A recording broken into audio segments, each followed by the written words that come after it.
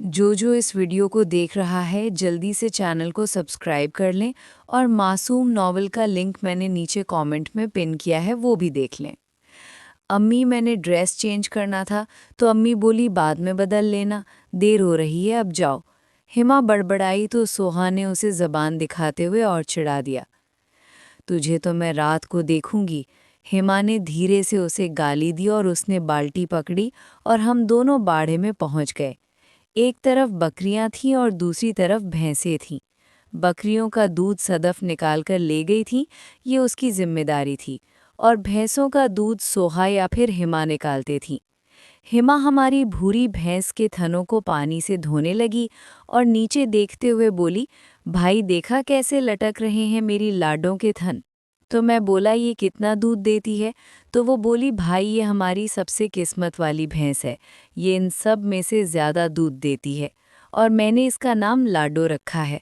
हिमा दूध निकालने लगी और मैं खड़ा उसे देखने लगा, क्योंकि मैंने कभी भैंसों का दूध नहीं निकाला था।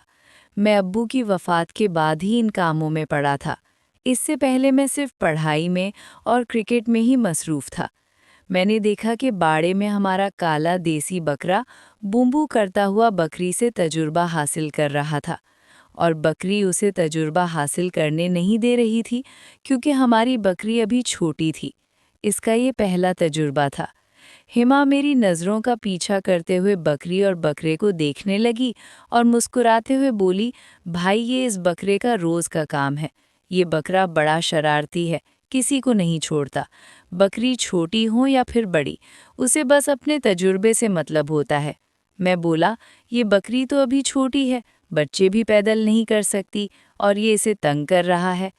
हिमा मेरी मासूमियत को देखते हुए बोली, ये बकरी और बकरा दोनों बहन भाई हैं। तुझे किसने कहा कि बकरी छोटी है? मैं बोला, देखने में तो ऐसा ही लग रहा है। तो वो बोली, तुम परेशान मत हो मेरे भाई, बस देखते जाओ। इसने देनी भी है और बकरे ने लेनी भी है। ये तो बस इनकी मस्तियां हैं जो ये करते हैं। वो धीरे धीरे दूध निकालने लगी। उसने बाल्टी को अपनी टांगों में फंसाया हुआ था और दूध निकालते हुए मुझसे बोली, भैया आप भी दूध निकालना सीख जाए ना। मैं पीछे खड़ा देख रहा था कि हिमा किस तरह दूध निकाल रही है। मैं बोला, जी सीख जाऊंगा, आप फिक्र न करें, मैं आपको देख तो रहा हूँ। उसने पीछे मुड़कर मेरी तरफ इशारा करते हुए ठेंगा दिखाया और बोली, देखने में और खुद करने में बहुत ज़्यादा फ़र्क है। और ये बात उसने बड़े ही रोमांटिक मूड में कही, शायद गुलबाज और नूर की निशानदेही करते हुए मुझे तड़पा रही थी। उसका मतलब कुछ भी हो, मगर मैं उस वक्त यही समझा था कि वो नूर का सीन मुझे याद करवा रही थी।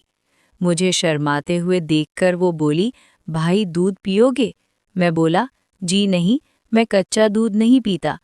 वो मुस्कुराते हुए बोली, क्यों, ऐसा क्या है कच्चे दूध में जो तुझे नहीं पसंद? मैं बोला, ऐसे ही बस मेरी मर्जी। तो वो हंसने लगी। शायद वो आज पूरी तरह से मस्ती में थी।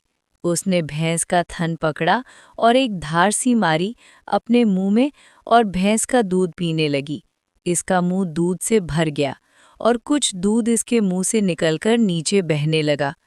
उसने एक बार फिर भैंस के थन को मुंह के करीब करके दबाया और फिर उसने 2 से 3 घूंट जल्दी जल्दी ही पी लिए। दूध की बूंदें अब भी बह रही थीं। उसने इशारे से मुझे कहा, भाई बैठ जाएं, आज ये दूध पीकर देखें, बहुत मज़ा आएगा। उसने मुझे मुंह बसूरते हुए देखकर कहा, ओहो भाई कुछ नहीं होता, पी ले। दुनिया के 100% मर्द कच्चा दूध ही पीना पसंद करते हैं, और आप हैं कि नाना कर रहे हैं। वो मुझे अपने पास बिठाते हुए बोली, भाई मुंह खोलें। तो मैंने अपना मुंह खोल दिया और हिमा ने भैंस के थन को मेरे मुंह के करीब करते हुए पीछे से दबाया, तो दूध की एक तेज़ धार मेरे मुंह में चली गई, जिसे मैंने बड़ी फुर्ती से अपने हलक में उतार लिया और दूसरे घूंट के लिए अपना मुंह खोल दिया।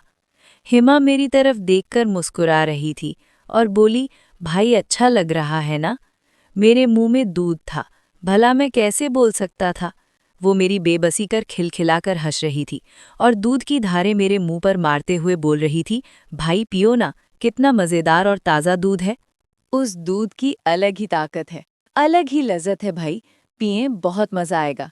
मैं बोला, बाजी बस करो, बस करें, मैं और नहीं पी सकता।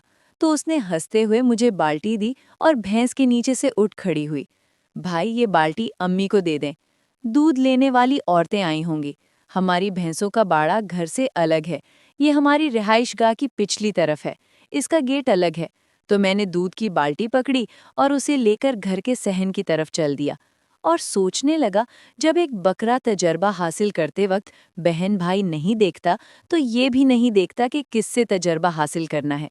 मैंने बाल्टी अम्मी को दी और अम्मी बोली, बेटा तुम भी दूध धोना सीख लो। मैं बोला, अम्मी ये काम हमारी जट्टी सोहा करेगी, वही अच्छी लगती है। सोहा नाक चढ़ाते हुए बोली, मैं रोज तो नहीं जाया करूंगी, जब हुमा चली जाएगी तो तब मुझे डर लगेगा। बेहतर यही है कि शाम को दूध आप ही निकाला करें। मैंने अम्मी को दूध की बाल्टी दी और उसे अम्मी ने पतीले में खाली कर दिया और फिर मैं बाड़े में चला आया।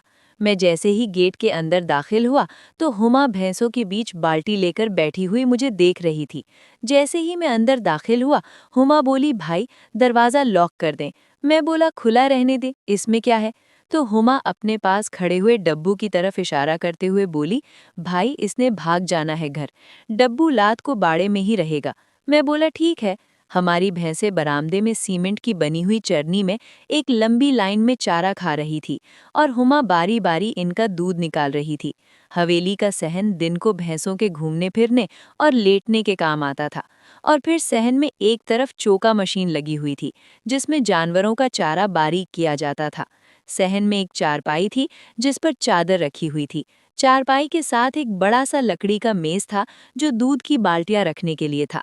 हुमा आज बहुत खुशगवार मूड में थी। वो अपने गोरे गोरे हाथों से भैंस का दूध निकाल रही थी और गाना भी खा रही थी, तेरे बाजरे दी राखी। मैंने बाल्टी उसके पास रख दी तो उसने बोला, नवाबजादे घर में औरतें दूध लेने आई हुई थी कि नहीं। तो मैं बोला, जी हाँ। अच्छा हुआ आपने एक बाल्टी जल्दी भेज दी, अब अम्मी उन्हें दूध देकर रवाना कर देंगी। तो वो बोली, मुझे पता था मासीदारी ने पूरा गांव सर पर उठा लेना था, इसकी चाय लेट हो गई तो। मैं बोला, जी आपने ठीक ही कहा। मासीदारी बैठी थी तो वो हंसते हुए बोली, मासी की चाय का नशा जो पूरा होना है, अम्मी से भी चाय पीकर जाएगी। मैंने देखा दूसरी बाल्टी भी भर गई थी। उसने मुझे वो बाल्टी भी अम्मी के सुपुर्द करने को कहा। तो मैं जब वापस आया तो हुमा ने एक बार फिर गेट लॉक करने को कहा। मैं गेट लॉक करके हुमा को बाल्टी पकड़ाते हुए बोला, तुम्हारा ही काम है इतनी देर बैठे रहना और दूध निकालना। तो वो बोली, इसलिए कह रही हूँ तुम सीख लो, दूध निकालना सोहा के बस की बात नहीं है। उसने मेरी तरफ इशारा करते हुए बोला, कब तक भागते रहोगे, जो काम करने हैं वो तो तुझे करने ही पड़ेंगे। मैं बोला, ये बात तो ठीक है तुम्हारी। तो वो बोली, जब कामरान मुझे ले जाएंगे तब तुझे मुश्किल नहीं होगी। तो मैं बोला, अच्छी बात है।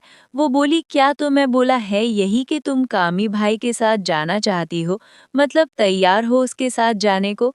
हुमा बोली, जी भाई, अब घर वालों ने तो घर जाना है, मेरी कामरान से नहीं बल्कि उसकी नंद फरहा से परेशानी है। असल फसाद की जड़ वो है। खैर तुम छोड़ो इन बातों को, इधर बैठो, मैं तुझे दूध निकालना सिखाती हूँ। तो मैं हुमा बाजी के पीछे आ गया और अपने हाथ भैंस के दूध तक ले जाने लगा। मेरा हाथ भैंस को लगा तो हुमा मेरे सामने बैठी थी। वो थोड़ा आगे को हो गई और मुझे बोली, पकड़ो भैंस के थन को। तो मेरी 2 उंगलियां ही लगी भैंस के थन को। तो वो बोली, 1 मिनट, जगह थोड़ी है, मैं कुछ करती हूँ। हुमा ने थोड़ा सा झुककर कहा, अब निकाले दूध। वो लगभग भैंस के साथ ही लग चुकी थी जबकि मैं उसके पीछे था। हुमा ने डोल पकड़ लिया और बोली, चले भाई निकाले ना। मैंने अपना हाथ आगे बढ़ाया और अंगूठे की मदद से भैंस के थन को दबाया तो दूध की एक लंबी सी धार बाल्टी में जा गिरी। हुमा बोली, वाओ भाई, वेरी गुड, अब निकालते जाएं ऐसे ही। तो मैं बोला, हुमा यार तुम थोड़ा आगे हो जाओ, मेरा हाथ ढंग से नहीं जा रहा। तो वो थोड़ा और आगे झुक गई। अब वो मेरे सामने थी, अगर कोई और देख लेता तो शायद ये समझ लेता कि मैं हुमा से तजर्बा हासिल कर रहा हूँ। मैंने बस 2-3 धारें ही निकाली थी कि मैं हुमा से टकराने लगा। वो बाल्टी पकड़कर बोली, भाई सीख लें अपनी बड़ी बाजी से कि दूध कैसे निकालते हैं। मैं बोला, जी मेरी गुड़िया, मैं कोशिश कर रहा हूँ। मैंने कुछ देर दूध निकाला तो मुझे बेचैनी होने लगी। शायद इन लम्हात को हुमा भी महसूस कर चुकी थी।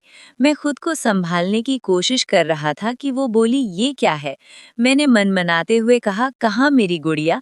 हुमा ने इशारा करते हुए कहा कि मुझे कांटा चुभ रहा है। जैसे ही उसने कांटे का नाम लिया तो मैं डर गया।